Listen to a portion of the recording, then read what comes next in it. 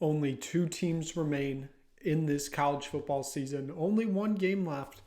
It is the national championship game. It is the University of Michigan Wolverines taking on the University of Washington Huskies.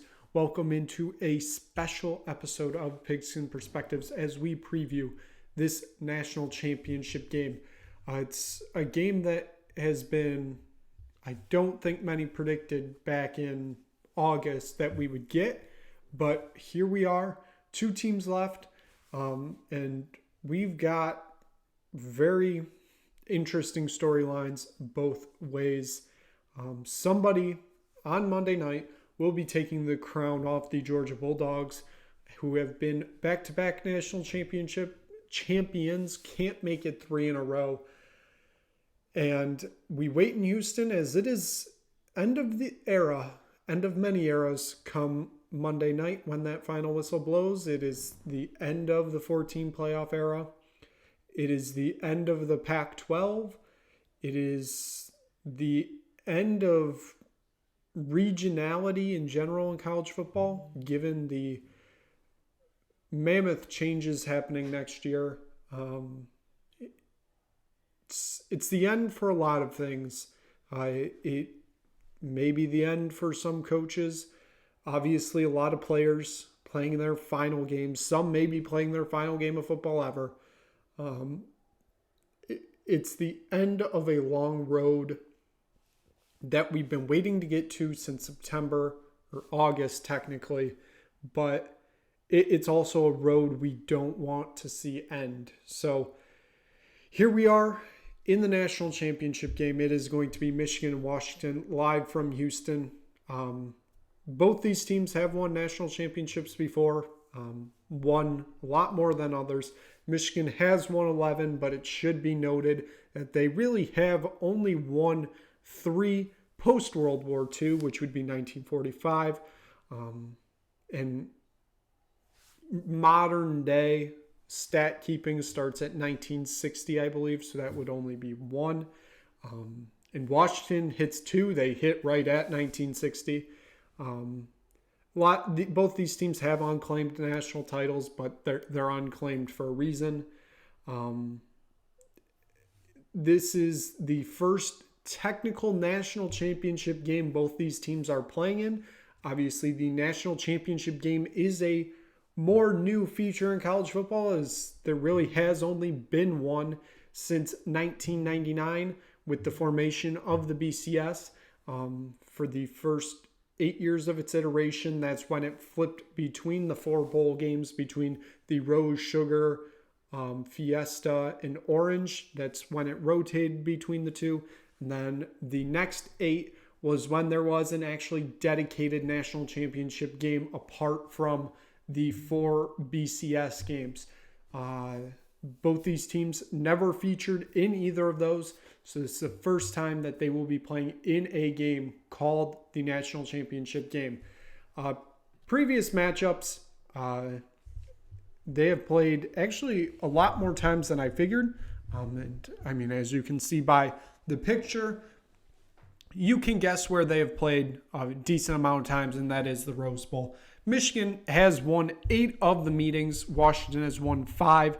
Michigan won all the games. Actually, they did lose one game in Ann Arbor, but the rest of them, of the games that were in Ann Arbor, they have won. So in 1953, they won in Ann Arbor. 1954, they won in Seattle. Those were the first 2 matchups between the two teams.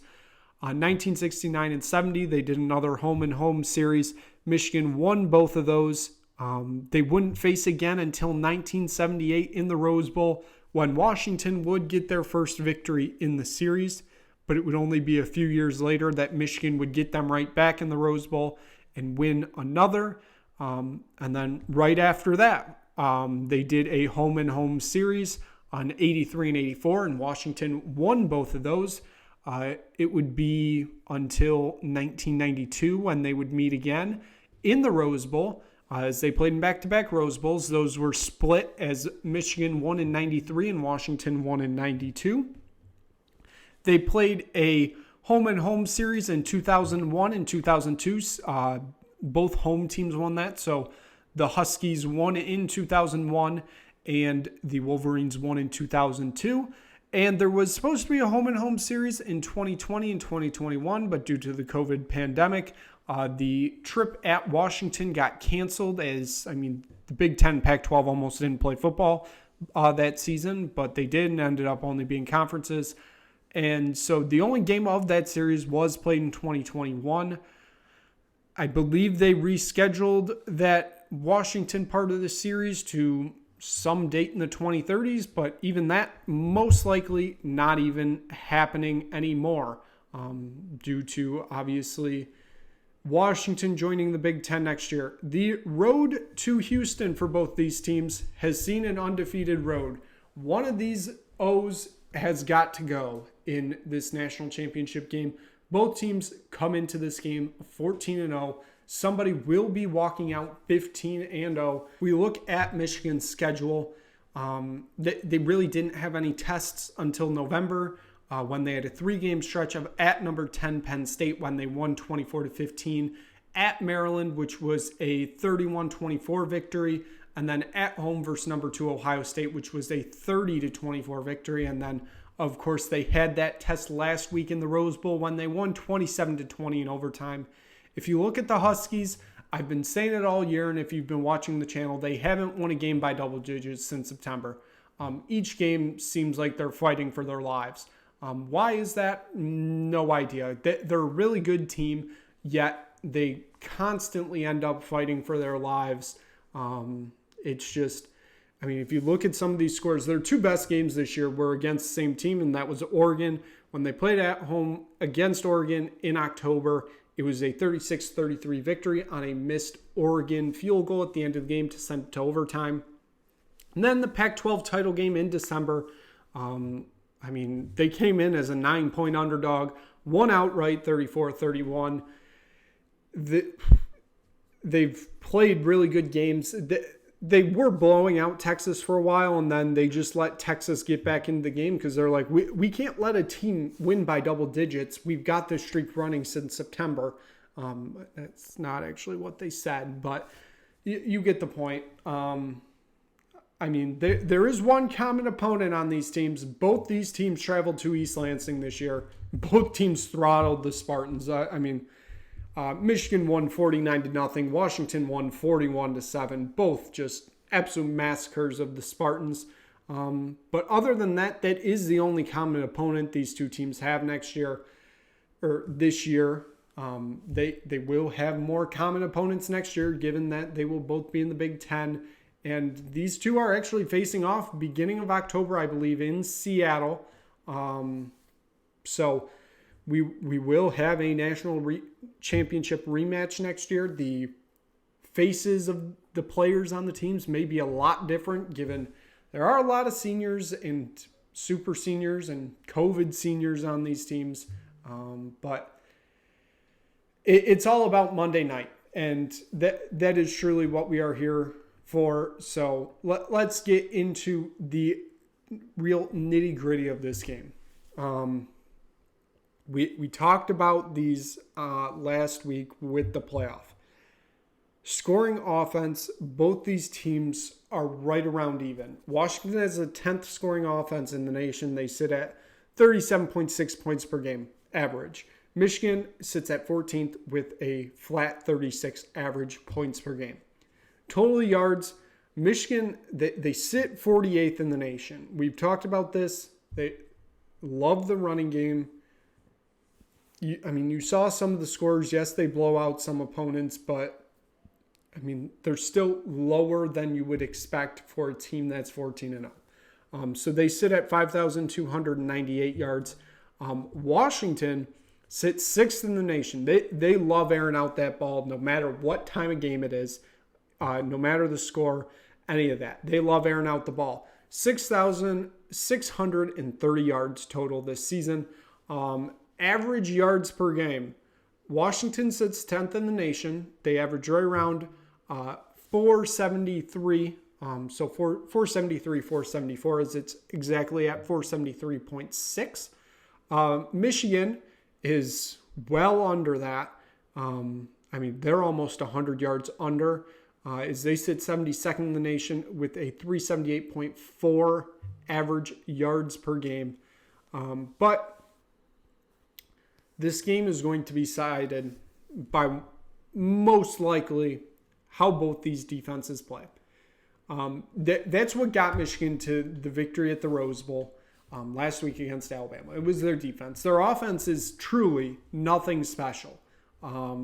They looked quite awful last week. That they did enough to obviously win the game, but I don't think their offense is that good. But that's saying something that they're here at 14-0 because their defense is just that elite. They have the number one scoring defense in the nation.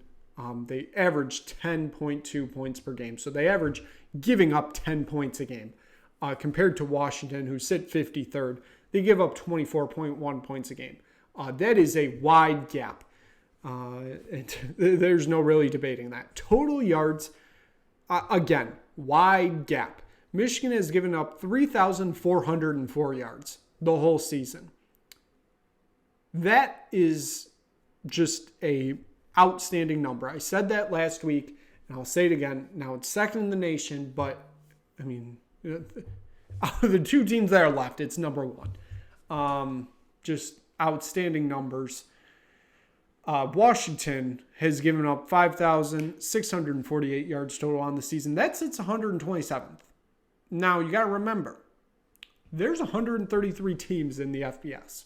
So they are almost dead near the bottom. So you have one of the best total yards given up defenses going up against, frankly, one of the worst. Yards a game, again, Michigan right at the top. They sit at the top at 243.1 yards per game. Given up, of course. Washington, they sit 97th. So once again, remember, it's out of 133. So it's not great. It's better than being 127th like they are in total yards, but not great as they give up right around 404 yards in a game. This game will be decided on defense. That's just how this is going to play out because Washington's offense is truly sensational. They are led by Heisman Trophy runner-up Michael Penix Jr. I will truly argue that I think he should have won it over Jaden Daniels. He didn't win it because voters don't stay up late and watch the games. That is strictly a fact. I can guarantee you that. That is a reason why Christian McCaffrey did not win the Heisman. I can guarantee you that. It's the reason Penix didn't win. I can tell you that. Caleb Williams, kind of an outlier in these scenarios, recency bias. But truly, he was sensational last year. You couldn't ignore it. What Michael Penix Jr., Rome Odunze, Jeremy Bernard, Johnson, I believe their running back, what they've done this year, it has been truly outstanding. Their front line, their O-line are the Joe Moore winners, which is the award for the best offensive line in college football. The past two winners before Washington was Michigan. Now, I'm not saying Michigan's offensive line has fallen off, but they're still pretty good. They truly could have been contenders for the Joe Moore Award again this year. But when you really look at it, in those talent positions at running back, at wide receiver, at quarterback, the only one Michigan has the better player in is that running back. I think Blake Corum's the better running back. He's the more healthy running back. We saw Washington's running back get injured in the Sugar Bowl. He's already said he's not 100%, but he's going to give it a go on Monday, which could be a problem if you ask me. But Blake Corum is truly the only better player in those skilled positions than at Washington. I still like Rome Odunze over Roman Wilson.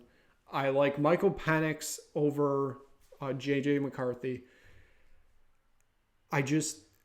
This game is going to hinge on defense. We've shown the stats.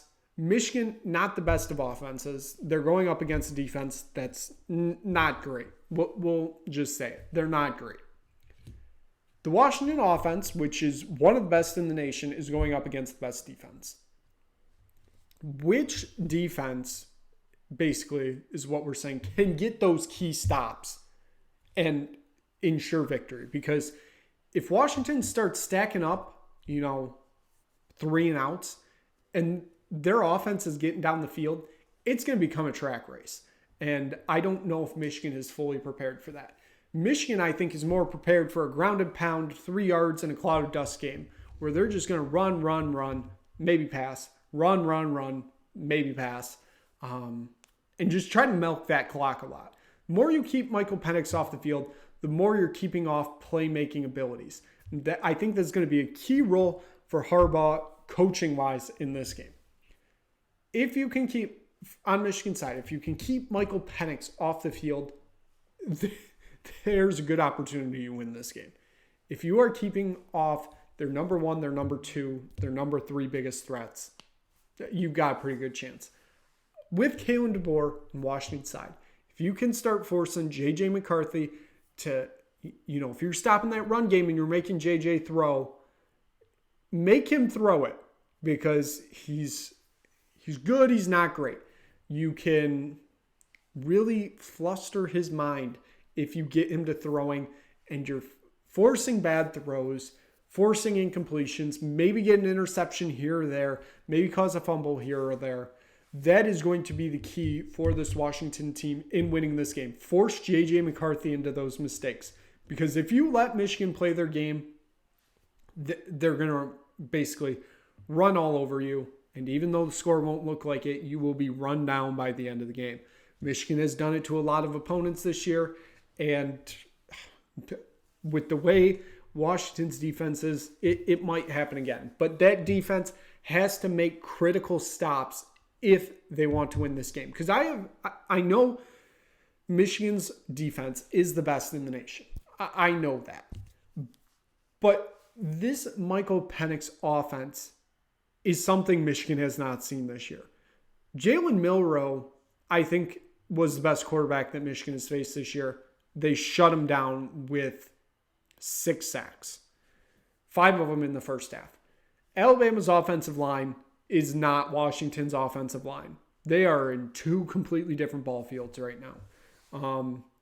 Also, Michael Penix is mostly going to have a center that knows how to snap to him.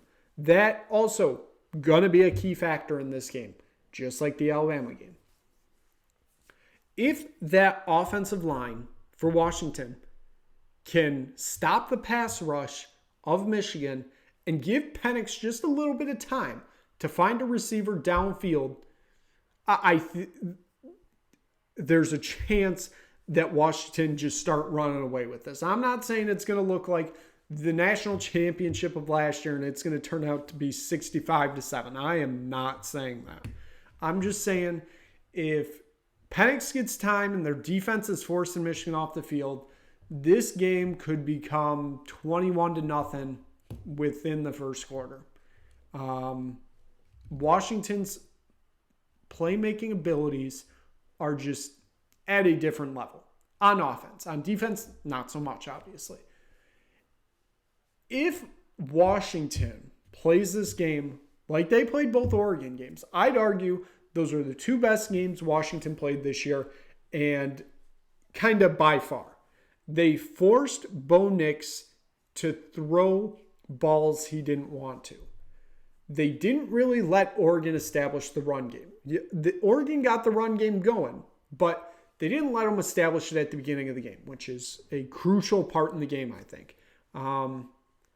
If you take that same game plan from the Oregon game and you see the same Washington team that came out in those 2 games come out in Houston at that national championship and is forcing JJ to make bad throws, kind of stopping the run at the beginning of the game, and you're just getting Penix the ball early, it's going to be crucial in this game. We've gotten to the end here. We have the 2 best teams. No matter what decade you're in, if you're in the 20s, you're in the 30s, you're in the 40s, 50s, 60s, 70s, 80s, 90s, 2000s, 2010s, and early, it ends at the 2010s. But any decade of those, this is your national championship game. It's number 1 versus number 2. It's Big Ten versus Pacific Athletic Conference because it was 8, 10, and 12. They would have met in the Rose Bowl.